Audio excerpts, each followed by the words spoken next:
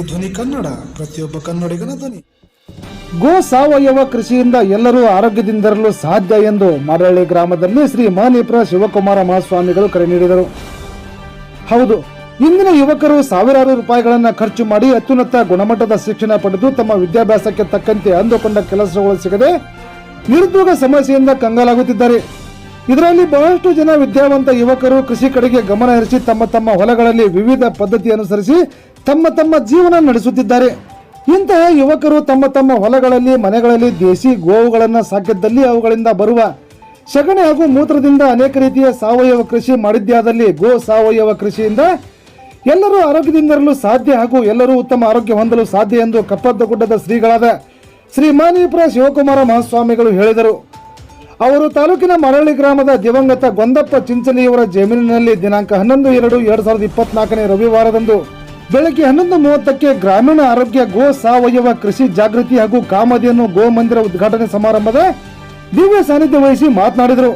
ನಾವೆಲ್ಲರೂ ಪುರಾತನ ಸಂಸ್ಕೃತಿಯನ್ನು ಮರೆತು ಆಧುನಿಕ ಪದ್ಧತಿಗೆ ಮೊರೆ ಹೋಗಿ ನಮ್ಮೆಲ್ಲ ಆರೋಗ್ಯಗಳನ್ನು ಹಾಳು ಮಾಡಿಕೊಳ್ಳುತ್ತಿದ್ದೇವೆ.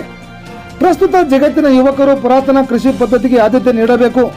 ಜಗತ್ತಿಗೆ ಅನ್ನ ಹಾಕುವ ರೈತ ಬಡತನದಿಂದ ಬಳಲಬಾರದು. ವಿದೇಶಗಳಲ್ಲಿ ಪುರಾತನ ಕೃಷಿ ಪದ್ಧತಿಗೆ ಆದ್ಯತೆ ನೀಡಿ ಸಾವಯವ ಕೃಷಿ ಮಾಡಿ ಆರೋಗ್ಯಕರ ಜೀವನವನ್ನು ರೂಪಿಸಿಕೊಳ್ಳುತ್ತಿದ್ದಾರೆ. ವೈಜ್ಞಾನಿಕ ಹಿನ್ನೆಲೆಯಲ್ಲಿ ನಮ್ಮೆಲ್ಲರ ಕೃಷಿ ಪದ್ಧತಿ ಬೆಳೆದು ಬಂದಿದೆ. ಅದಕ್ಕೆ ನಾವು ಹೆಚ್ಚು ಹೆಚ್ಚು ಗೋವುಗಳನ್ನು ಸಾಕಿ ಗೋ ಸಾವಯವ ಕೃಷಿ ಬಗ್ಗೆ ಜಾಗೃತಿಗೊಂಡು ಸಾವಯವ ಉತ್ಪನ್ನಗಳನ್ನು ಬಳಸಿ ಎಲ್ಲರೂ ಆರೋಗ್ಯದಿಂದಿರೋಣ ಎಂದು ಹೇಳಿದರು. ಇದೇ ಸಂದರ್ಭದಲ್ಲಿ ತಾಲೂಕಿನ ಮರಳಿ ಗ್ರಾಮದ ಯುವ ರೈತ ಹನುಮಂತಪ್ಪ ಚಿಂಚಲಿ ಅವರು ತಮ್ಮ 31 ಎಕರೆ ಒಣ ಬೇಸಾಯ ಜಮೀನಿನಲ್ಲಿ ಸಾವಯವ ಕೃಷಿ ಪದ್ಧತಿ ಬಳಸಿ ಅತ್ಯುತ್ತಮ ಸಾಧನೆ ಮಾಡಿದ್ದಕ್ಕೆ ಸನ್ಮಾನಿಸಿ ಗೌರವಿಸಲಾಯಿತು. ಕಾರ್ಯಕ್ರಮದಲ್ಲಿ ಮುಖ್ಯ ಅತಿಥಿಗಳಾಗಿ ಹಾಗೂ ಉದ್ಘಾಟಕರಾಗಿ ಧಾರವಾಡ ಕೃಷಿ ವಿಶ್ವವಿದ್ಯಾಲಯದ ಸಾವಯವ ಕೃಷಿ ವಿಜ್ಞಾನಿಗಳಾದ CR ಪಾಟೀಲ್ ಹಾಗೂ ಬಸವ ಪತಂಜಲಿ ಯೋಗ ಚಿಕಿತ್ಸಾ ಕೇಂದ್ರದ ವೀರೇಶ್ ಗುರೂಜಿ ಆಗಮಿಸಿದ್ದರು. ಮುಖ್ಯ ಅತಿಥಿಗಳಾಗಿ ಕೃಷಿ ವಿಜ್ಞಾನ ಕೇಂದ್ರ ಹುಲಕೋಟೆಯ ನಾರಾಯಣ ಬಂಡಿ, ಶಿರಹಟ್ಟಿ ಹಾಗೂ ಲಕ್ಷ್ಮೇಶ್ವರ ತಾಲೂಕು ಕೃಷಿ ಅಧಿಕಾರಿ ರೇವಣ್ಣಪ್ಪ ಮನಗೋಳಿ, ದೇವರೆಡ್ಡಿ ಅಗಸನಕೊಪ್ಪ, ಬಸವರಾಜ್ ನಾವಿ, ಮಲ್ಲೇಶಪ್ಪ ಬಿಶೆರೊಟ್ಟಿ, BS ಪಾಟೀಲ್, ಶಿವಲೀಲಾ ಹೊಸಮನಿ, ರುದ್ರಗೌಡ ಲಿಂಗನಗೌಡ, ರವಿ ಹಡಪದ, GB ಪಾಟೀಲ್ ಸೇರಿದಂತೆ ನೂರಾರು ಯುವ ರೈತರು ಉಪಸ್ಥಿತರಿದ್ದರು. ಕಾರ್ಯಕ್ರಮದಲ್ಲಿ ಪರಪ್ಪಜ್ಜ ಅವರು ಸ್ವಾಗತಿಸಿದರು. ಹನುಮಂತಪ್ಪ ಚಿಂಚಲಿ ಪ್ರಾಸ್ತಾವಿಕವಾಗಿ ಮಾತನಾಡಿದರು. ಬಸವರಾಜ ಸಂಗಪ್ಪ ಚಟ್ಟದ ನಿರೂಪಿಸಿದರು. ವೀರೇಶ್ ಗುರೂಜಿ ವಂದಿಸಿದರು. 8 ಎತ್ತಿದ್ದವರಿದ್ರಿ ಊರಾಗ, 6 ಎತ್ತಿದ್ದವರಿದ್ರಿ ಊರಾಗ, 4 ಎತ್ತಿದ್ದವರಿದ್ರಿ ಊರಾಗ, 2 ಕಟ್ಟಿಕೊಂಡು ಒಕ್ಕಲ್ತನ ಮಾಡೋಂಥವ್ರು ಇದ್ರಿ ಊರಾಗ. ಇವತ್ತೇನಾಗ್ಬಿಡ್ತು, ಒಕ್ಕಲ್ತನ ಹಿಂದುಳಿದ್ಬಿಟ್ಟದ. ನೌಕರಿ ಮಾಡೋರು ಕನ್ನೆ ಕೊಡ್ತಾರ, ನೌಕರಿ ಮಾಡೋಣ ಬಹಳ ಶ್ರೇಷ್ಠ ಅನ್ನುವಂತಹ ಒಂದು ಮನೋಭಾವನೆ ನಮ್ಮಲ್ಲಿ ಬರಾಕತ್ತದ. ಇದು ಯಾಕೆ ಹಿಂಗ್ ಬಂತು ಅಂದ್ರ, ಒಕ್ಕಲ್ತನದ ಬಗ್ಗೆ ನಾವು ನಕಾರಾತ್ಮಕವಾಗಿ ಮೈನ್ ಹೇಳಿದ್ವಿ ಅಂದ್ರ, ಮೊದಲಿಗೆ ಏನ್ ಹೇಳ್ಬೇಕಾಗಿತ್ತು ಅಂದ್ರ, ನಮ್ಮ ಮಕ್ಕಳಿಗೆ ಏನ್ ಹೇಳ್ಬೇಕಾಗಿತ್ತು, ನಾವು ಅಪ್ಪ ನಾವು ಇಷ್ಟು ದಿವಸ ಭೂಮಿ ತಾಯಿ ಸೇವಾ ಮಾಡಿದ್ವಿ, ಭೂಮಿ ತಾಯಿ ಸೇವಾ ಮಾಡಿ ನಾವು ಸಾಕಷ್ಟು ಅನುಭವ ಪಡೆದಿದ್ದೇವೆ, ನಮಗ್ ತೃಪ್ತಿ ಆಗ್ಯದ. ಇನ್ನ ನೀನು ನಮ್ ಜೊತೆಗೆ ಬರ್ಬೇಕು, ನಮ್ ಜೊತೆಗೆ ಇರ್ಬೇಕು, ಒಕ್ಕಲ್ತನ ಮಾಡಕ್ ನೀನು ನಮ್ ಜೊತೆಗೆ ಬರ್ಬೇಕಂತ ನಮ್ಮ ಮಕ್ಕಳಿಗೆ ನಾವು ಹೇಳ್ಬೇಕಾಗಿತ್ತು. ನಾವು ಹಂಗ ಹೇಳಿಲ್ಲ. ನಾವೇನ್ ಹೇಳಿದ್ವಿ, ನಾವು ದುಡ್ಡು ಹಣ್ಣಾಗಿಬಿಟ್ವಿ, ನಮ್ಗ ಏನು ಸಿಗಲಿಲ್ಲ, ನೀನು ನಮ್ಮಂಗ ಆಗ್ಬೇಡ, ನೀನು ಇಂಗ್ಲಿಷ್ ಕಲ್ತ್ ಬಿಡು, ಇಂಗ್ಲಿಷ್ ಕಲ್ತು ನೀನು ಕಂಪ್ಯೂಟರ್ ಇಂಜಿನಿಯರ್ ಆಗ್ಬಿಡು, ಅಂತಕ್ಕೆ ನಾವು ಬಿಟ್ಟು ಮದುವೆ ಆಗ್ಬಿಡು, ಅಲ್ಲೇ ಬೆಂಗಳೂರಲ್ಲಿ ಇದ್ದು ಬಿಡು ಅಂತ ನಮ್ಮ ಮಕ್ಕಳಿಗೆ ನಾವು ಹೇಳ್ಬಿಟ್ವಿ. ಮಕ್ಕಳು ಹಾಗಾಗಿಬಿಟ್ರು. ಈಗ ಅಂದ್ರೆ ಇಂಗ್ಲಿಷ್ ಕಲ್ತು ಬಿಟ್ರು, ಕಂಪ್ಯೂಟರ್ ಇಂಜಿನಿಯರ್ ಆಗಿಬಿಟ್ರು, ಬೆಂಗಳೂರು ಹೋಗಿಬಿಟ್ರು, ಊರ್ ಬಿಟ್ರು ಅನ್ನುವಂತಹ ಮಾತುಗಳು ನಿಮ್ಮನ್ನು ಬಿಟ್ರು ಅನ್ನುವಂತಹ ಸಂಗತಿನೂ ಇದೆ. ಯಾವ ತಾಯಿ ತಂದೆಗಳು ಮಕ್ಕಳಿಗೆ ಶಾಲೆ ಕಳಿಸಿ ಮಕ್ಕಳನ್ನು ದೊಡ್ಡವರನ್ನು ಮಾಡಿ ಲಗ್ನ ಮಾಡಿ ಮಕ್ಕಳೇನು ಸುಖವಾಗಿದೆ ಅಂತ ನೀವು ಹೇಳಿದ್ರು, ಆ ಮಕ್ಕಳಿಗೆ ನಿಮ್ಮನ್ನು ಮಾತಾಡ್ಸಕ್ ಬರಕ್ ಪುರುಸೋದಿಲ್ಲ, ಆ ಮಕ್ಕಳಿಗೆ ಮಾಡಲಿಗೆ ಬರಕ್ ಮನಸ್ಸಿಲ್ಲ, ಆ ಮಕ್ಕಳು ಹೊಳೆ ಮಂದಿಗೆ ಬರಕ್ ಅವ್ರ ಇಚ್ಛೆ ಇಲ್ಲ. ಇದು ಎಲ್ಲಿ ತಪ್ಪಂದ್ರ, ನಮ್ಮ ಅಡಿಗೆ ಮನೆಯಾಗ ತಪ್ಪದ, ನಮ್ಮ ಪಡಸಾದಾಗ ತಪ್ಪದ. ನಮ್ಮ ಮಕ್ಕಳಿಗೆ ನಾವು ದುಡ್ಡಿನಿಂದ ನಟ್ಟ ಕೇಳಿದೇವೆ, ಸಂಬಂಧಗಳನ್ನ ಕಾಕೊಂಡು ಹೋಗುವಂತ ಹೇಳಿಲ್ಲ. ನಮ್ಮ ಮಕ್ಕಳಿಗೆ ನಾವು ಸಂಬಂಧಗಳ ಬಗ್ಗೆ ಹೇಳ್ಬೇಕಾಗಿತ್ತು. ಏನ್ ಹೇಳ್ಬೇಕಾಗಿತ್ತು, ಜನನಿ ಜನ್ಮಭೂಮಿಷ್ಯ ಸ್ವರ್ಗಾದಪಿ ಗರಿಯಸಿ ಅಂತ ನಾವು ಹೇಳ್ಬೇಕಾಗಿತ್ತು. ಅಂದ್ರ ಮಾಡಳಿ ಅಂದ್ರ ಸ್ವರ್ಗಕ್ಕಿಂತ ಶ್ರೇಷ್ಠ, ಸ್ವರ್ಗಕ್ಕಿಂತ ಶ್ರೇಷ್ಠ. ಮಾಡಳಿಗಿರೋದಂದ್ರೆ ನಾವು ಸ್ವರ್ಗದಾಗಿದ್ದಂಗಪ್ಪ, ಶಾಲೆ ಕಲ್ತು ನಿನ್ ಹೆಂಡತಿ ಕರ್ಕೊಂಡು ಇಲ್ಲೇ ಬಾ, ನಾವು ಒಕ್ಕಲ್ತನ ಮಾಡ್ತಾ ಇದ್ದೀವಿ, ನೀನು ಬಂದು ನಮಗ ಸಾಥ್ ಕೊಡು ಅಂತ ಹೇಳ್ಬೇಕಾಗಿತ್ತು ನಾವು ನಮ್ಮ ಮಕ್ಕಳಿಗೆ. ಹಾಗೆ ಹೇಳಿಲ್ಲ. ನಾವು ಏನು ಗಳಿಸಲಿಲ್ಲಪ್ಪ, ನೀ ಗಳಿಸ್ಕೊಂಬ ಅಂತ ದುಡ್ಡಿನಿಂದ ಮಕ್ಕಳನ್ನ ಹಚ್ಚಿಬಿಟ್ವಿ. ಅವ್ರು ದುಡ್ಡು ಗಳಿಸಕ್ ಹೋದ್ರು.